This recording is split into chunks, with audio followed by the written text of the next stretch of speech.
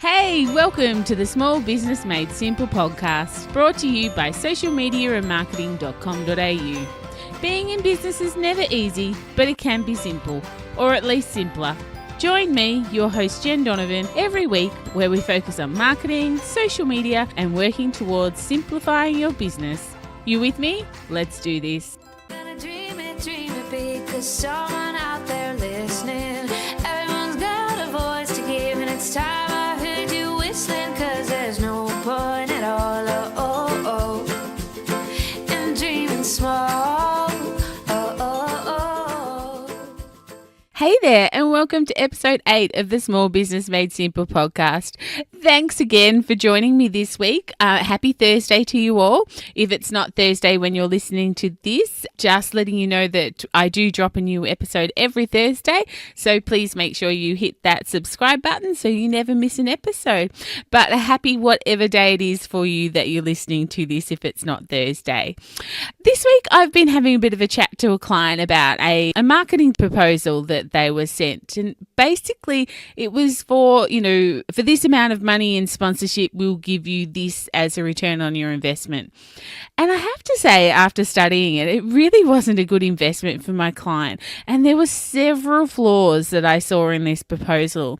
So it got me to thinking about the mistakes that I see with marketing over and over again. So I thought that maybe this week I might share 3 of those marketing mistakes I constantly see, in the hope that if you're doing them, you might stop doing them, and that this can make your marketing a little bit simpler, because that's the point of the whole podcast, Small Business Made Simple. But first, of course, for this week's discovery. Okay, this week I've got a cracker for you. If you're into photo editing, then oh my gosh, you are going to love this discovery. It's so gosh damn simple and so freaking good. I am just totally in love with it. Can you tell? If there's nothing else you do this week, try this photo editing software. Okay, I think I've pumped it up enough, and I probably need to tell you what it is and a little bit about it.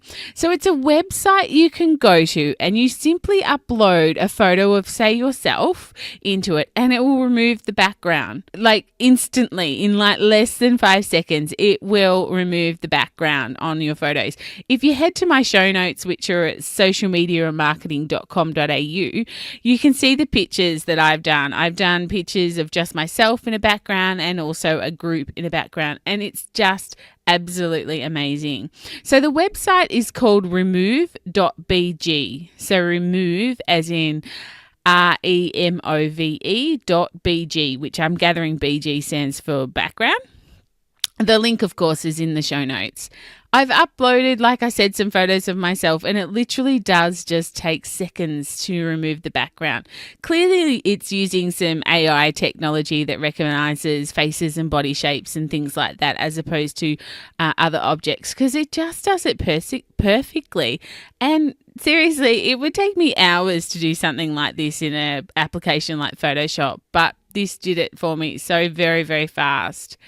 Once the background is removed, you can just download it and start using it.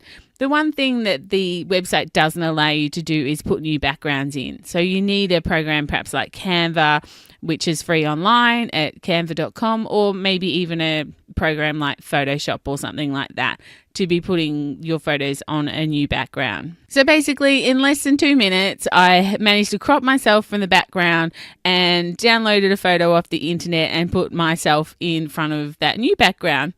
And I just think that's amazing. It's just such a time saver. And I know I'm going to love this little discovery more and more as I think of other ways that I can use it in my marketing and repurposing photos again and again in marketing.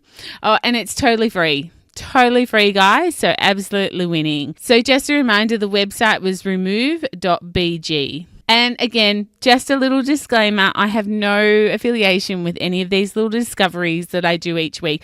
I just like them, I use them myself, and I just want to share them with you to help you make your marketing just that little bit easier, or simpler, I should say.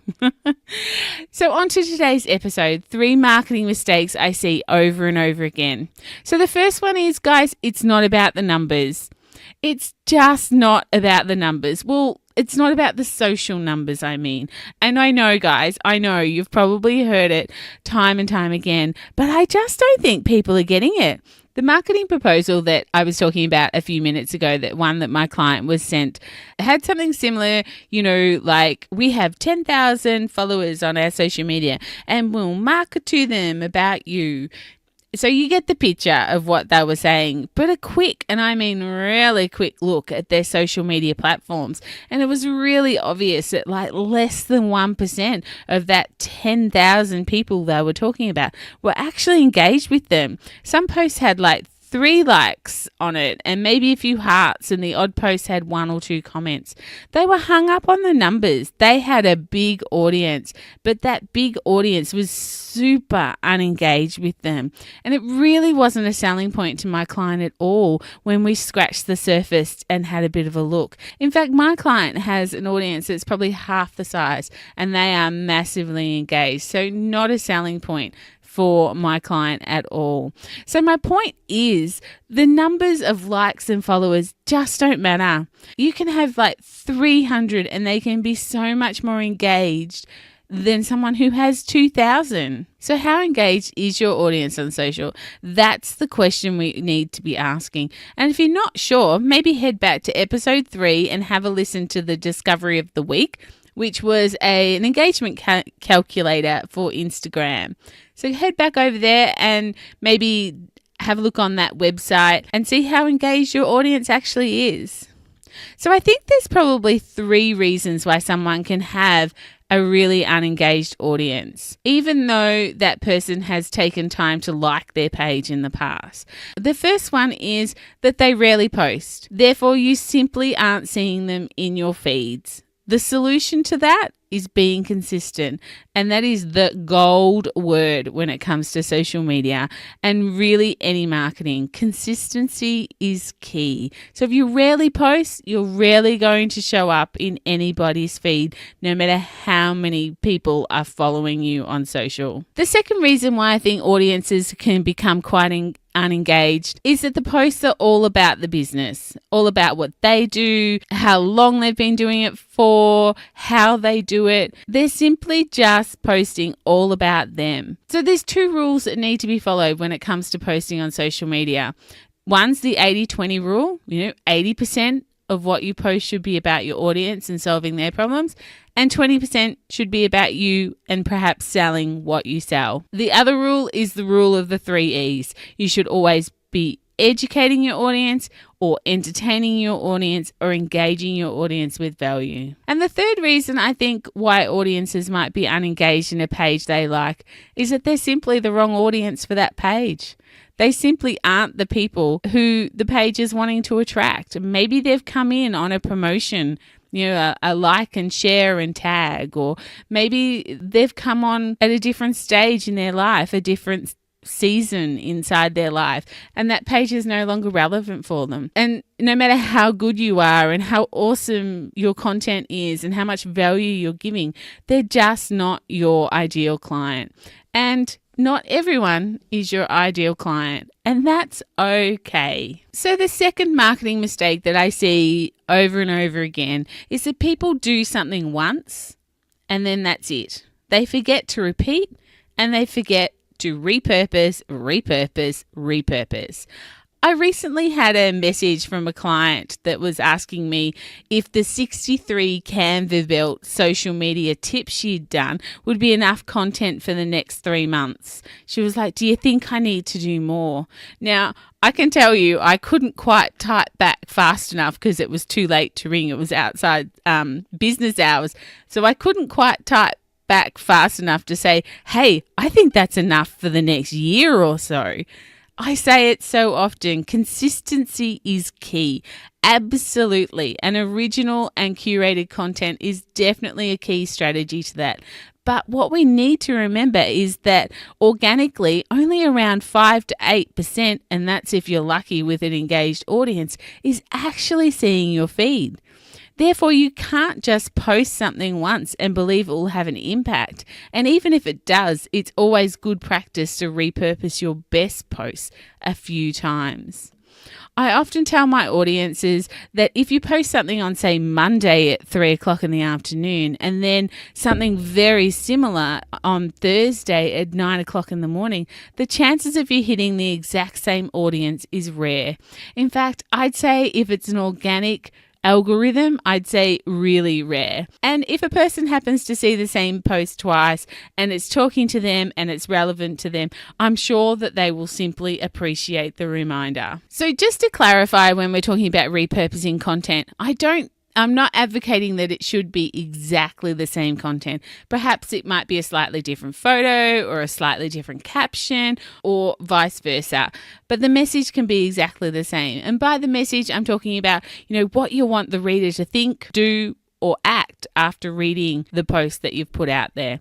And the same goes for emails and other forms of marketing. The proposal that I spoke about a little bit earlier had in it, we'll email our database and tell them all about blah, blah, blah. What it should have said is that we have a strategy of a 5 email marketing funnel to tell our database all about blah, blah, blah. You just can't send one email, especially if you're launching something new or hosting an event. It's fool's gold if you think that all it will take will be one email to get traction and to have dollars come through your door. Marketing doesn't require you to reinvent the wheel over and over and over again, but it does require you to look outside the box and get really specific with what the goals are and how you're going to achieve them. Not throw mud and see what sticks kind of marketing strategy. Which brings me to my third point, and the third marketing mistake that I see quite often, and that is all about being personalized as you possibly can with your content. I'm talking about lots of things here, absolutely, but with it all, I'm talking about making your audience feel like they're part of something bigger than themselves. It's what we all want. We all want to belong to something. Belonging is the key ingredient to any great following. So get to know your audience super, super well so that you can get as personalized as possible with the content that you have. Via email, using their name inside the email is at the very least of personalization. So think about how you can get more personal with them. For instance, maybe start asking direct questions through your emails and encourage them to actually write back with an answer and start a conversation. And perhaps also in this social post, you could do exactly the same.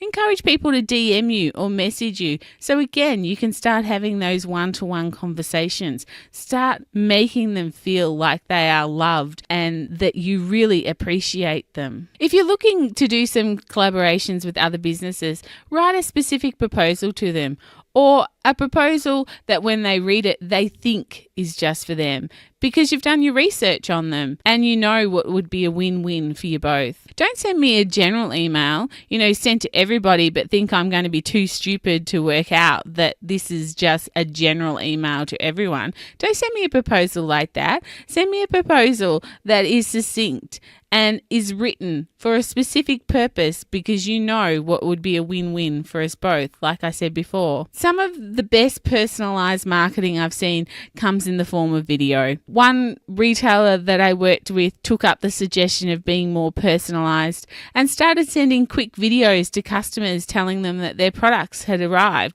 products that they'd had on order. Or sent videos out with little tips and tricks on how they can get the best out of the product that they've just purchased. They were so cool and so engaging and created massive fans of the business, as I'm sure you can imagine. Another service-based business who had a membership-based business sent individual welcome videos when new people came on board. Yep, it took time, but it created such a feeling of love and connection for the new member. And any thoughts of, did I do the right thing joining up to this group, disappeared in a heartbeat. They knew that they had found their tribe, that they had found a place where they belong. Personalization does take time, make no bones about it, but what it can do for your business and how it can build your community, your tribe, it will astonish you. Not to mention how it can help build your business's profitability, because let's not be coy here, we are actually in business to make money. So perhaps this week, set a timer for 5 minutes and completely just do a brain dump of all the ways you can think of that you can become more personalized in your business for your customers. All the ways that you could be ensuring your customers or your clients feel like they belong to your tribe, feel like they belong to something bigger than themselves. If you do this exercise, I'd love you to take some time and take a photo of it and maybe tag me in your Instagram story or on social with Small Business Made Simple is my tag. So I can share the love with you too and see the progress that you've made with just this little exercise. That would be super. That's about it for this episode 8 of the Small Business Made Simple podcast. I hope that I've helped you see your marketing a little bit differently, or perhaps encourage you to continue to be the awesome marketers that you are. I'll be back next Thursday with some more marketing know-how and another discovery. If you're liking this podcast, please head over to wherever you listen and leave a rating and review. Those things are like gold for podcasters like me. I'll be eternally grateful, and it helps others find this podcast and enjoy this free training, all the tips and tricks as well. It could be the best gift that you ever give them.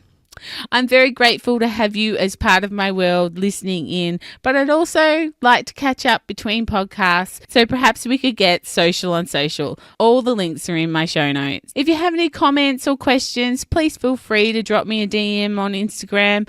Seriously, DMs make my day, guys. Anyway, I'll catch you next week. Tag me in your list photos. I can't wait to see them. But remember, my small business peeps, as my opening song says, there's no point in dreaming small. Oh, if you feel lonely, say it loud. There's no time like the present. Tell it like you feel it, say it proud. Be true and let us see you for the star that you are.